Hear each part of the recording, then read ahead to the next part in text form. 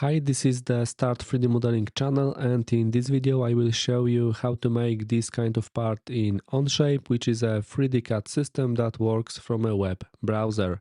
And let's create a new project. Here in the Onshape panel we choose Create, Document, specify the project name and create a new project.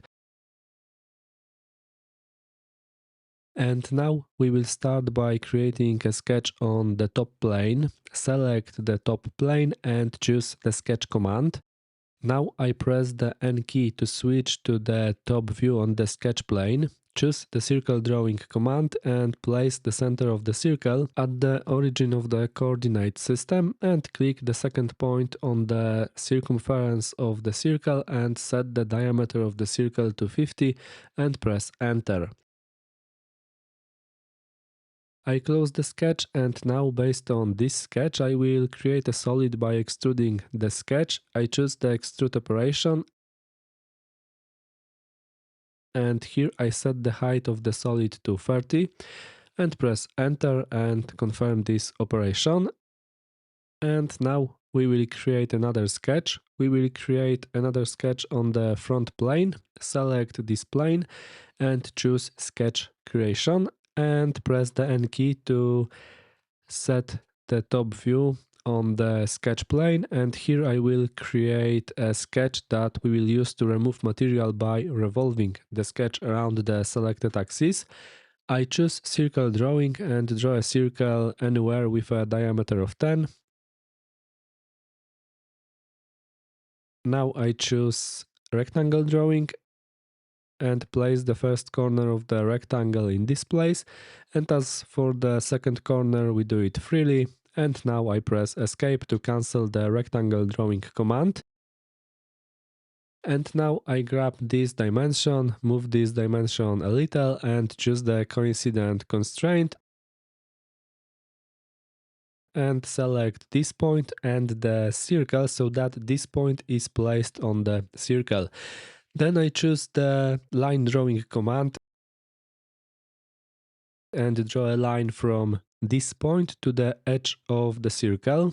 OK, I press escape to cancel this command and choose the geometry trimming command and remove the unnecessary fragments of geometry. I simply click on those fragments of geometry that I want to remove and press escape to cancel this command. And now we can still freely change this sketch. And here I will do it like this. I choose the tangent constraint and select this line and this circle so that this line is tangent to this circle, and choose the dimensioning command and set the distance of this point from this point to 25. OK, I press escape to cancel the dimensioning command and grab some geometry of this sketch to check whether I can freely change the shape of this sketch. And here it looks like this sketch is already defined and dimensioned, and now I would like to place this sketch in such a way that this corner of the sketch lies in this place, so that it is connected with this point. However, as you can see here, I don't have such a point, but I can create such auxiliary geometry. I select this line and use the Use option here. I click this icon, and here a line has been created based on this edge, and now I can use the coincident constraint to connect this point of the sketch with this point. And now I press escape key to cancel the coincident constraint, and we can also do it so that we change this line into construction geometry so that it is simply auxiliary geometry of the sketch. Of course, in this case it doesn't matter much, but sometimes those geometries that are only auxiliary geometries in the sketch are worth setting as construction geometries. OK, we close the sketch, and now to remove material from this solid by revolving the sketch around the selected axis, we do this using the revolve command. And choose this command, and here to remove material from the solid we switch to remove option and select the geometry based on which this operation will be performed.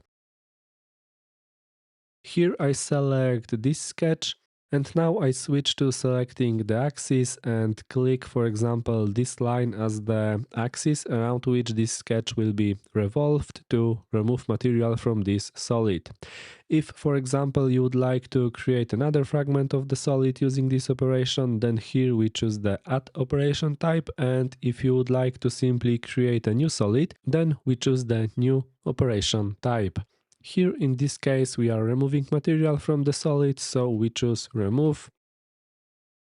I confirm this operation, OK, and now I will turn off the visibility of the coordinate system planes so that they don't block my view, and I choose the fillet operation and add a fillet to this edge.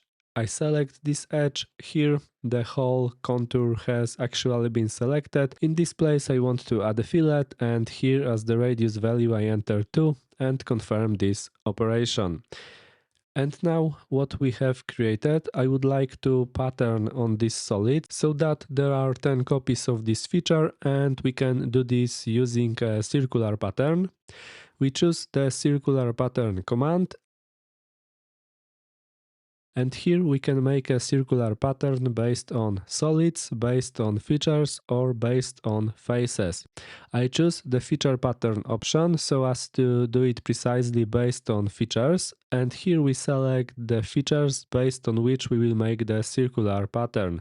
That is, we simply select the features to be copied, and this will be the revolve 1 feature and fillet 1. I simply click here in the feature list on these two features and then switch to selecting the axis and click, for example, this face, and the axis of this face will be selected as the axis around which the circular pattern will be made. Here we enter the number of copies. I enter 10, click with the left mouse button next to this field to update the preview and confirm this operation. Now I will add a fillet to the edge of the upper face. That is, I simply select the upper face, choose the fillet operation, and here as the radius value there is the value 2, that is the value we used previously. I confirm this and we have something like this. Now if, for example, you would like to create some hole in the bottom face, we select the bottom face and choose the sketch command. Now this face is the sketch plane. I press the N key to switch to the top view on the sketch plane, and here I choose circle drawing. I place the center of the circle at this point and draw a circle, for example, with a diameter of 7. Then I choose the center point rectangle command. I place the center of the rectangle at the origin of the coordinate system, the second point more or less here, and I enter the dimensions of the rectangle. This side 3, I press enter, the longer side, for example 10, I press enter, I close the sketch. And now, based on these regions, we will remove material from the solid. Here it just so happens that we have to select these regions one by one, but at the stage of creating the sketch we can remove unnecessary geometry fragments so that this region is a single geometry, but this doesn't matter much, especially in this case it doesn't matter, and I have the region selected and we remove material from the solid using the extrude operation. And by default the add operation type is selected and another fragment of the solid will be created, but here I switch to the remove operation type, and based on this sketch material will be removed from the solid. Here in this case I set the depth of this pocket to 15, confirm this operation, and we have something like this. If now, for example, you would like to prepare a program for a 3D printer based on this 3D model, you can export this model to the step format. To do this, we right-click this part and choose Export, or we right-click Part Studio and here we choose Export. We define the file name, File name,